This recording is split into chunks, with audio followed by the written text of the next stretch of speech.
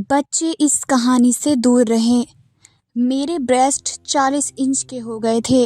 जब घर से बाहर निकलती तो मुझे शर्म भी आती। हर वक्त मैं दुपट्टे में छुप कर रहती। मेरा वज़न भी काफ़ी ज़्यादा बढ़ गया था। मेरी भाभी मेरा ब्रेस्ट का इलाज करवाने के लिए डॉक्टर के पास ले गई तो डॉक्टर ने तेल से मसाज करते करते मेरा नाम रुबाब है। मैं बहन भाइयों में सबसे छोटी थी और बहुत खूबसूरत भी थी, लेकिन बहुत मोटी थी। मेरे ब्रेस्ट भी काफ़ी बड़े बड़े थे और इसलिए मेरी शादी भी नहीं हो रही थी, क्योंकि मेरा वज़न काफ़ी ज़्यादा था। दिखने में तो मैं ऐसी लगती थी जैसे मैं 5 बच्चों की माँ हूँ। मेरे ब्रेस्ट बहुत ही मोटे थे। अपने दुपट्टे से मैं छुपा कर रखती थी। जो भी आंटी रिश्ता लेकर आती, मुझे देखते ही वापस उल्टे पाँव चली जाती। अब तो मेरा दिल टूटने लगा था। मैं अपने आप को कम करने के लिए कई हरबे कर चुकी थी, मगर कोई भी काम नहीं आया था। इन्हीं दिनों अम्मा भाई की शादी कर रही थी, क्योंकि मेरी वजह से भाई की शादी भी रुकी हुई थी। और भाई अब मुझे कोसने लगा था कि तुझ जैसी मोटी के लिए तो कभी भी रिश्ता नहीं आएगा। लेकिन मैं अब बहुत इंतज़ार नहीं कर सकता। अम्मा, मुझे शादी करनी है। इस मोटी की वजह से मेरी भी उम्र निकलती जा रही है। अब तो मैं भाई की बातें सुनकर बहुत रोने लगी थी। मेरे ब्रेस्ट दिन पे दिन बढ़ते ही जा रहे थे, इसलिए मुझसे कोई भी शादी करना नहीं चाहता था। अम्मा ने कहा बेटे की शादी फिर हो जाएगी, अब बेटे की शादी कर देती हूँ। और फिर अम्मा जब भाभी को भी घर लेकर आई तो मैं देखती ही रह गई। भाभी इंतहाई खूबसूरत थी, वो एकदम परफेक्ट थी। वो दुबली पतली थी, गोरी चिट्टी। भाभी को देखकर भाई तो पागल हो गया था। जो भी उन्हें देखता देखता ही रह जाता, लेकिन मुझे एहसास से कमतरी भी हुआ था। मैं भाभी से कुछ टोटके लेना चाहती थी ताकि मैं भी उन्हीं की तरह परफेक्ट नज़र आऊँ और ख़ूबसूरत बनूँ। थोड़े ही दिनों में भाभी से दोस्ती कर ली। भाभी भी मुझसे बातचीत तो नहीं करती थी, लेकिन मैं उनसे इनकी फ़िटनेस का राज पूछना चाहती थी। कुछ दिन बाद मेरी भाभी के साथ बहुत ही अच्छी दोस्ती हो गई। अब भाभी मुझसे कहती कि तुम भी जल्दी से शादी कर लो। मैं भाभी से पूछती कि मैं शादी कैसे कर लूँ। मेरे पास तो ना ही आप जैसी खूबसूरती है, ना ही मेरा वज़न कम है, और मेरे ब्रेस्ट देखिए कितने बड़े बड़े हैं। जो भी मेरा रिश्ता लाता है वह मुझे दूध पिलाती माँ समझकर भाग जाता है। दिन पे दिन ब्रेस्ट का साइज़ बढ़ता ही जा रहा है, इसलिए कोई भी मुझे नज़र भर कर देखता ही नहीं। भाभी बोली, इसमें क्या है, मैं तुम्हारा सारा इलाज कर दूंगी। मैं भाभी को हैरान होकर देखने लगी कि भाभी मेरा इलाज कैसे करेंगी। क्या मेरे ब्रेस्ट का साइज़ छोटा हो सकता है? क्या मैं भी आपकी तरह दुबली पतली नज़र आऊँगी? भाभी बोली कि हाँ बाबा हाँ, तुम एकदम स्मार्ट नज़र आओगी। बस कुछ दिन इलाज चलेगा, फिर रिज़ल्ट देखने को मिलेगा। तेरा इलाज पूरा हो जाएगा और तू भी दुबली पतली नज़र आएगी। तू अभी बुर्का पहन, हम डॉक्टर की क्लिनिक चलते हैं। मैं बहुत ज़्यादा खुश हो गई। मुझे तो यकीन ही नहीं आ रहा था। आज पहली बार किसी ने मुझे डॉक्टर के पास जाने का कहा था और मेरा इलाज हो सकता है कहा था। वरना सब यही कहते हैं कि तू रोटी बहुत खाती है, कम कर ले तो ठीक हो जाएगी, वरना ज़्यादा खाएगी तो 5 बच्चों की अम्मा लगेगी। भाभी ने बाहर जाकर एक रिक्शा रोकी, फिर मुझे उसमें बैठने का कहा और बोली चलो मैं तुम्हें क्लिनिक में लेकर चलती हूँ और वहाँ जाकर तुम्हारा सारा इलाज हो जाएगा। भाभी की बातें सुनकर तो मैं अपनी खूबसूरती के ख्वाब देखने लग गई थी और मन ही मन में बहुत खुश भी हुई थी। मैं खुशी खुशी भाभी के साथ बैठी। हम तकरीबन आधे घंटे की मुसाफत पर वाक़ई एक क्लिनिक में पहुँचे थे, मगर मुझे बड़ी हैरत हुई थी कि इस क्लिनिक पर कोई बोर्ड वगैरह नहीं लगा हुआ था, ना ही इसमें ज़्यादा लोग थे। मेरे जैसे कुछ लड़कियां वहां बाहर बैठी हुई थी, जबकि कुछ के चेहरे पर बड़े बड़े दाग धब्बे और दाने थे। उनको देखकर मुझे अपना आप काफ़ी बेहतर लगा। थोड़ी ही देर के बाद एक लड़की अंदर आई। वे इन सब औरतों को देखने लगी जो कि इस कमरे में बैठी हुई थी। फिर उसकी नज़र मुझ पर पड़ी तो उसने अजीब से अंदाज में मुस्कुराते हुए मेरी भाभी को इशारा किया। भाभी ने भी उससे इशारे में ही कुछ कहा। मुझे देखकर बाहर आ गई। वो औरत मुझे देखकर बहुत खुश हुई। भाभी ने मुझे कहा, ये औरत जो भी पूछे तुम सीधा सीधा जवाब दे देना, फिर यही तुम्हें बड़ी डॉक्टरनी के पास लेकर जाएगी। और हाँ, जो भी तुम्हें मसला है वह इन्हें बता देना ताकि तुम्हारा इलाज करने में आसानी हो। भाभी की इस बात को सुनकर मेरे दिल में फिर से एक उम्मीद जागी थी कि इससे मेरा मसला हल हो जाएगा, लेकिन मुझे क्या पता था कि मेरी किस्मत बदलने वाली है। भाभी तो मेरी ज़िंदगी बदल के रख देना चाहती थी और भाभी पर भरोसा करके मैं एक बहुत बड़ी गलती करने वाली हूँ। वह लड़की कमरे में लेकर चली गई। वहाँ पर भाभी मौजूद नहीं थी। मुझसे कहने लगी, तुम्हारे ब्रेस्ट को नापना पड़ेगा और तुम्हारे वज़न को तोलना होगा। पता लगाना पड़ेगा कि जिस समय पानी कितना है और चर्बी कितनी। तुम इस बेड पर लेट जाओ, मैं मशीन लेकर आती हूँ। मैं बहुत ज़्यादा हैरान हुई, लेकिन भाभी ने कहा था कि चुपचाप इस औरत की बात मान लेना। ऐसा ना हो कि बाद में कोई मसला हो। मैंने फ़ौरन ही बेड पर लेटकर उसके कहने के मुताबिक आंखें बंद कर ली। उसके बाद अल्लाह जाने क्या हुआ, मैं नहीं जानती थी। कुछ ही देर गुजरी थी कि कुछ आवाज़ सी आने लगी। शायद वो औरत कमरे में दाखिल हुई थी। बस फिर क्या था, मेरी आंखों पर किसी ने पट्टी बांध दी। मुझे बहुत डर लग रहा था क्योंकि भाभी भी आस पास नहीं थी। पट्टी बांधने के बाद मुझे कुछ पता नहीं चला। फिर जब मेरी पट्टी खोली तो मैं बिल्कुल वैसी की वैसी ही थी। क्या इस तरह करने से मेरा वज़न कम हो सकता था और क्या मेरे ब्रेस्ट नॉर्मल हो जाते? मैं यही सोचती रह गई थी, लेकिन मुझ में कोई तब्दीली नहीं आई थी और ये अमल तकरीबन 5 से 7 मिनट का था। अलबत्ता मुझे अपने पूरे जिस्म में जलन सी महसूस होने लगी। मैंने उस औरत से पूछा कि ये क्या था, मेरे साथ तुमने क्या किया है? बोली कि मैंने तुम्हारा अल्ट्रासाउंड किया है। इसमें हैरानगी वाली कौन सी बात है? अल्ट्रासाउंड में मेरे दिमाग में फिर से बातें फिरने लगी। अल्ट्रासाउंड तो उन औरतों का किया जाता है जिनको कोई बच्चे वगैरह का मसला हो, लेकिन मेरा मसला तो कुछ और था। मैं सबसे पहले अपने ब्रेस्ट का साइज़ कम करना चाहती थी। दिन पे दिन बढ़ता ही जा रहा था, लेकिन यहाँ तो मेरा अल्ट्रासाउंड किया जा रहा था। लेकिन अल्ट्रासाउंड के लिए पेट पर एक ख़ास किस्म का पानी लगाया जाता है और मशीन भी दूसरी होती है। इस औरत ने तो मुझे हाथ तक नहीं लगाया था। फिर ये कौन सा अल्ट्रासाउंड था जो बिना देखे हो गया? मुझे बहुत अजीब लग रहा था। फिर वह मुझे अपने सामने बिठाकर मुझसे बातें करने लगी। बोली कि तुम्हें कब से पता चला कि तुम्हारे ब्रेस्ट का साइज़ बढ़ने लगा है? तुम खाती कितना हो? मैं सारी बातें जो बोल रही थी वो एक कॉपी पर लिखती जा रही थी।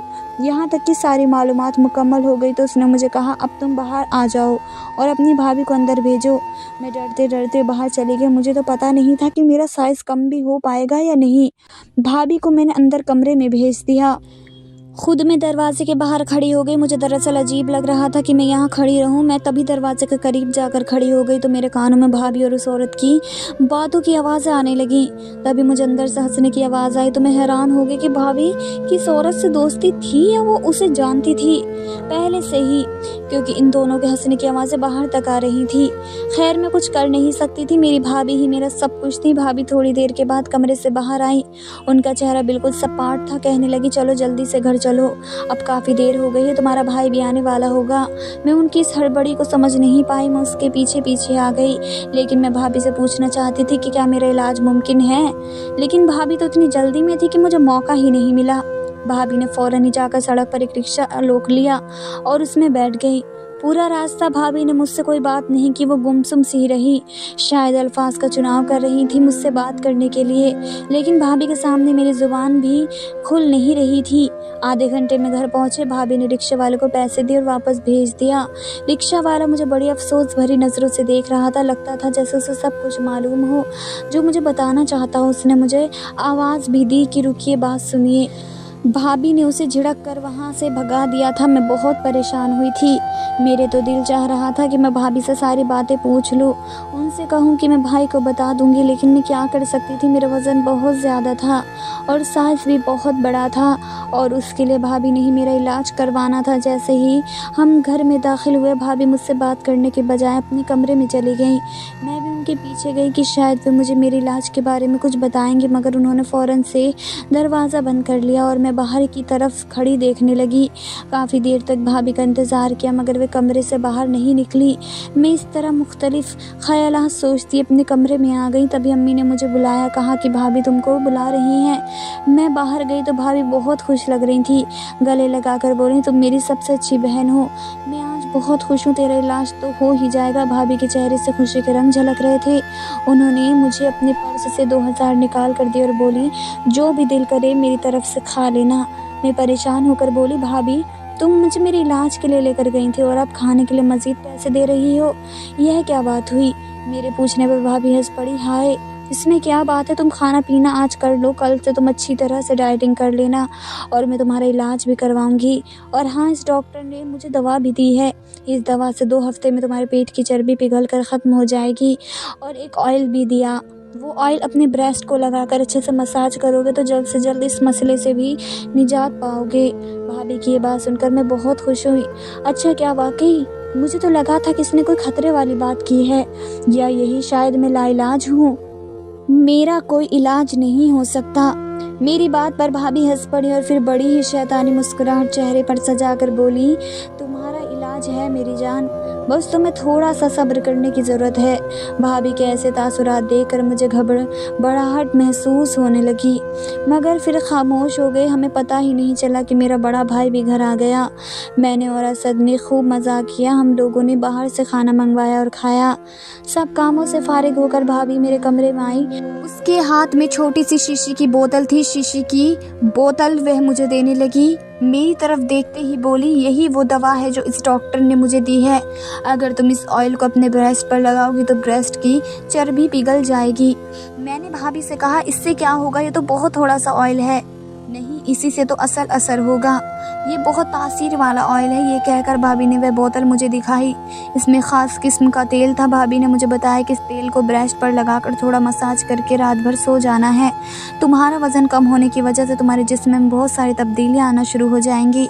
भाभी की बात सुनकर मैं बहुत खुश हुई। भाभी ने कहा कि यह दवा बहुत महंगी है, मैंने तुम्हारे लिए 15,000 की ली है, सो इसका एहतियात से इस्तेमाल करना। एक कतरा तेल का डालकर मसाज करना, इससे तुम्हें बहुत ज़्यादा मदद मिलेगी। मैं भाभी की बात सुनकर बहुत शुक्रगुजार हुई। फिर भाभी को कुछ याद आया। वह बोली, बात सुनो, तुम इस दवा को लगाने के बाद तुम अपने कमरे में ही रहना, कहीं इधर उधर मत जाना, इससे नींद बहुत आती है।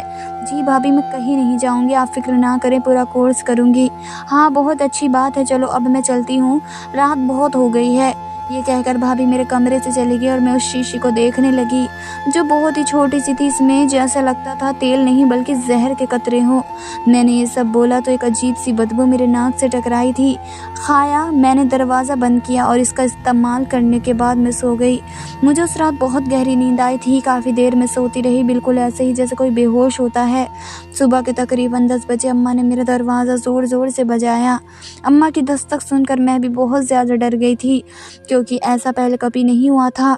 उठते ही मेरी नज़र घड़ी पर पड़ी तो मैं हैरान रह गई थी कि सुबह के 10 बज रहे थे। हालांकि ऐसा नहीं होना चाहिए था। मैं सुबह के 10 बजे तक आज तक नहीं सोई थी। मैंने हमेशा अपनी ज़िंदगी में एक रूटीन रखी हुई थी। फिर जैसे ही मैंने दरवाज़ा खोला तो अम्मा की मुझ पर नज़र पड़ते ही परेशान होकर मुझे देखने लगी। अरे बेटी, क्या हुआ, तुम तो बहुत जल्दी उठ जाया करती हो, आज ऐसी क्या बात हो गई। अम्मा के कहने पर मैं वाकई खुद को हैरत से देखने लगी। मेरे जिस्म से भी बदबू आ रही थी। मुझे लगा जैसे मैं किसी कीचड़ भरे बाजार में सोई हूँ, क्योंकि मेरे कपड़ों से भी अजीब किस्म की बदबू आ रही थी। वो तो शुक्र है कि अम्मा ने इस बदबू को महसूस नहीं किया। मैं नाश्ते पर जाने से पहले नहाने के लिए अपने कमरे में चली गई। नहा धोकर बाहर निकली, अपना तरोताज़ा सा महसूस हुआ। इस तरह सोने से मेरे कपड़े पहले कभी बदबूदार नहीं हुए थे, लेकिन आज तो एक अजीब ही मामला मेरे साथ पेश आ रहा था, जिसका सर पैर मुझे नज़र ना आ रहा था। थोड़ी ही देर बाद मैं नाश्ते पर गई। भाभी ने मेरे साथ ही थी। मुझे देखते कर भाभी बहुत खुश हो रही थी। बोली कि रात को नींद कैसी आई।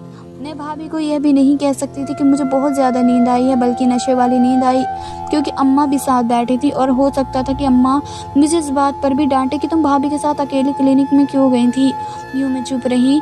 थोड़ी देर बाद भाभी ने खुद ही मुझे अपने कमरे में आने का इशारा किया। मैं जैसे ही उनके कमरे में गई तो वे बहुत खुश थी। बोले कि देखो बहन, वज़न एकदम कम नहीं होता, तुम्हें कुछ महीने मेहनत करनी पड़ेगी। इस तेल का बाकायदे से इस्तेमाल करना होगा, लेकिन इससे पहले तुम्हारे एक जगह टेस्ट करवाना चाहती हूँ। इस टेस्ट के बाद ज़्यादा अच्छे से पता चलेगा कि तुम्हें कौन सी दवा की ज़रूरत है। तुम तो जानती हो तुम्हारा मोटापा ख़तरनाक हद तक बढ़ चुका है। अब तुम किसी से शादी करोगी तो वह तो तुम्हें अपनी माँ के बराबर समझेगा, क्योंकि तुम्हारा वज़न बहुत ज़्यादा है। ये बात सुनकर मैं डर गई। मैंने कहा, भाभी आपने जो टेस्ट भी करवाना है मैं आपके साथ चलने को तैयार हूँ, लेकिन खुदा के लिए मेरे मोटापे का कुछ करें। भाभी ने भी डॉक्टरी का कोर्स किया था, इसलिए मुझे उन पर बहुत ज़्यादा भरोसा था। भाभी ने कहा, क्या आज शाम को चलेंगे। शाम को मैं तैयार हो गई। भाभी ने इसी तरह एक रिक्शा वाला बुलाया और मुझे लेकर इस क्लिनिक चली गई। मैं इसी वजह से पूरी एतमाद थी, क्योंकि मैं पहले भी एक बार यहाँ आ चुकी थी। भाभी बोली तो इसी तरह कुर्सी पर बैठ जाओ, मैं थोड़ी देर डॉक्टर साहिबा को लेकर आती हूँ। मैं कुर्सी पर बैठी थी। डॉक्टर साहिबा चंद मिनट बाद तशरीफ़ ले आईं।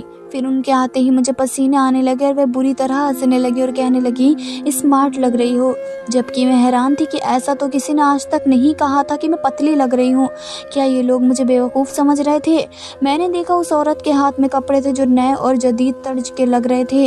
उस औरत ने वो कपड़े भाभी को दिए। भाभी ने उससे कपड़े लेकर मुझे दिए और बोली, जाओ जाके गुसल खाने में ये कपड़े तब्दील करके आओ, इसी में तुम्हारा चेकअप होगा। मेरे कपड़े देखे तो वे किसी दुल्हन के जैसे कपड़े थे। लग ही नहीं रहा था कि उन कपड़ों में मेरे चेकअप का कोई बंदोबस्त होगा, क्योंकि ये कपड़े हॉस्पिटल के हरगिज़ ना थे। मैं हॉस्पिटल के कपड़ों से वाकिफ़ थी, वह तो पहनने में आरामदाह होते थे, जबकि ये कपड़े बहुत ज़्यादा चमकीले और भड़कीले थे। मैं हैरत ज़दा निगाहों से भाभी की और उस लड़की की ओर देखने लगी। अरे जाओ पहन कर आओ ना, मैं तुम्हारा इंतज़ार कर रही हूँ, मेरे पास इतना वक्त नहीं है, और भी मरीज़ हैं। ये कहकर गुसल खाने में गई। वहाँ जाकर वे कपड़े तब्दील करके बाहर आ गई। वो कपड़े मुझे पूरे थे, वरना अमूमन मुझे इस तरह के कपड़े कभी पूरे ना आते थे। वो औरत मुझे कपड़े पहना कर एक कमरे में लेकर गई। मुझसे कहने लगी कि तुम यहीं थोड़ी देर बैठी रहो, और हाँ, तुमने सामने इस शीशी को देखना है, हिलना जुलना नहीं है। मैं उस औरत की हिदायत पर अमल करने लगी। सामने ही बहुत बड़ा शीशा रखा हुआ था जिसमें देख रही थी। यहाँ बैठे मुझे काफ़ी देर गुजर गई थी। फिर आहिस्ता आहिस्ता मुझे नींद तारी हो गई। अब मुझे कुछ होश ही ना रहा। जब मुझे होश आया तो मेरा अंग अंग दर्द कर रहा था, मुझसे उठकर बैठा भी नहीं जा रहा था। मेरी पूरी बॉडी ढीली हो चुकी थी।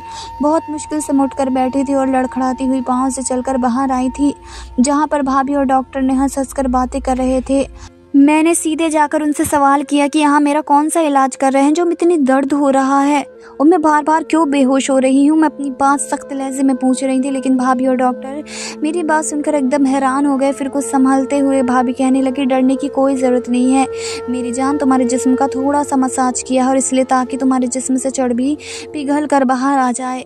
ऐसा करने से ही तुम्हारा वज़न घट सकता है। भाभी की इस तरह की बातें सुनकर मैं एकदम पुरसुकून हो गई। मुझे सिर्फ अपना वज़न घटाना था कि मैं भाभी की तरह खूबसूरत दिखूं, इसलिए भाभी की हर बात पर भरोसा करती जा रही थी। लेकिन मुझे उन पर शक भी हो रहा था, लेकिन मैं चाहकर भी उनको कुछ ना कह सकती थी, क्योंकि मैं जानती थी अगर मैं उनसे कुछ भी उल्टा सीधा कहूँगी तो भाभी मेरा इलाज नहीं करेंगी। इसलिए ये सोचकर मैं खामोश हो गई थी। फिर मैं भारी दिल के साथ घर चली गई थी, लेकिन घर जाने से पहले कपड़े और मेकअप उतार के गई थी ताकि अम्मा को इस बात पर शक ना हो। लेकिन क्लिनिक से जाने के बाद भी मुझे कमज़ोरी महसूस हो रही थी। मेरे जिस्म में भी काफ़ी ज़्यादा दर्द था, जिससे मैं ये बात अम्मा से नहीं कह सकती थी। इतनी ज़्यादा मुझे नींद भी आ रही थी, इसलिए कमरे में जाकर फिर से सो गई।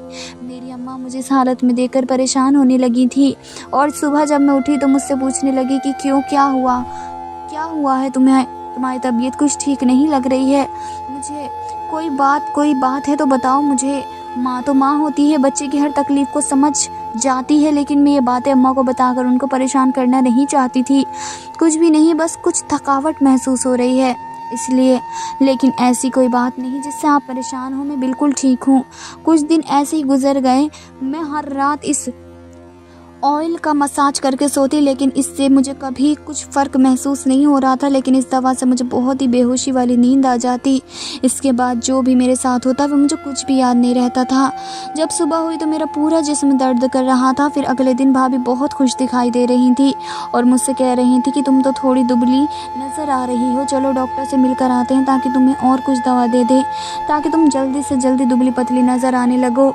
भाभी की बातें सुनकर मुझे तो अपने जिस्म में कुछ फ़र्क महसूस नहीं हो रहा था। वो मुझसे झूठ क्यों बोल रही थी, मुझे भाभी पर शक हो रहा था, इसलिए उनको पकड़ना चाहती थी कि भाभी मेरे साथ क्या कर रही थी। मैं भाभी के साथ क्लिनिक जाने के लिए मान गई। जब भाभी मुझे क्लिनिक लेकर गई तो मुझे फिर से वही दुल्हन वाले कपड़े पहनने को दिए और मुझे अच्छा सा मेकअप भी किया। मैं मौके का फ़ायदा उठाकर मोबाइल में वीडियो ऑन करके एक जगह छुपा कर रख दिया ताकि मैं जान सकूँ मेरे साथ क्या होता है, जिससे मुझे कमज़ोरी हो रही है। जो फ़ोन मैंने वीडियो ऑन करके छुपाया था, जब मैंने उस वीडियो को ऑन करके देखा तो मेरे होश उड़ गए। मेरी तो दुनिया ही पलट कर रह गई थी। भाभी ने तो मेरी ज़िंदगी बर्बाद करके रख दी थी और मुझे तो इस बात पर यकीन नहीं आ रहा था। ये वज़न कम करने के चक्कर में मैंने भाभी पर भरोसा करके ये क्या कर दिया था। भाभी से नज़रें बचाकर अब मैं यहाँ से भागना चाहती थी। अगर वीडियो की बात कहूँ तो वीडियो में ऐसी चीज़ थी जिसे देखकर मेरी ज़िंदगी बर्बाद हो गई थी। वीडियो जब मैंने देखी तो उसमें मुझे ऑयल लगाया जा रहा था और मैं आहिस्ता आहिस्ता बेहोश हो गई थी। और जैसे ही मैं बेहोश हुई तो एक आदमी कमरे में दाखिल हुआ और दाखिल होते ही उसने मेरे साथ ज़बरदस्ती करके अपना हक वसूल कर चुका था और भाभी और डॉक्टर मिलकर मेरा वीडियो बनाने लग गए थे और ये वीडियो शायद यूट्यूब पर अपलोड करने वाले थे। ये सब देख कर तो मुझे चक्कर से आने लगे थे। ये मेरे साथ भाभी ने क्या कर दिया था। मैं यही सब सोचते हुए अंधाधुन अपने घर की तरफ भाग रही थी और मेरे पास सबूत के तौर पर भी वीडियो भी थी और ये वीडियो में अपनी माँ और भाई को बताना चाहती थी।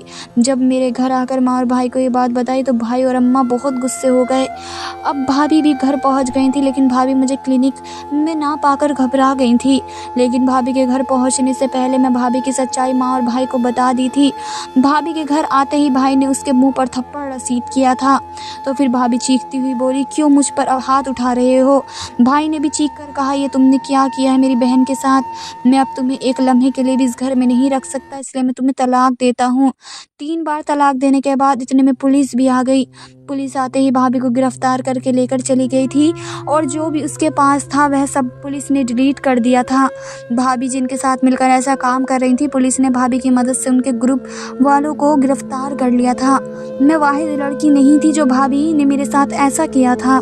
मेरे जैसी कई लड़कियां थी जिनकी भाभी ने ज़िंदगी बर्बाद करके रख दी थी। पुलिस भाभी को लेकर चली गई थी, लेकिन मेरी ज़िंदगी तो बर्बाद होकर रह गई थी। अब मैं कुंवारी नहीं थी, अब मेरा कंवारापन छीन चुका था। अब कौन मुझसे शादी करता? मैं और अम्मा गले मिलकर फूट फूट कर रोती थी। जो मेरी किस्मत में था वे मेरे साथ हो गया था, इसलिए अपने घर वालों को बताए बगैर कोई भी काम करना नहीं चाहिए। हर बात अपनी माँ से शेयर करनी चाहिए ताकि आपको ज़िंदगी जीने में आसानी हो। आज की कहानी आपको कैसी लगी कमेंट करके बताइएगा।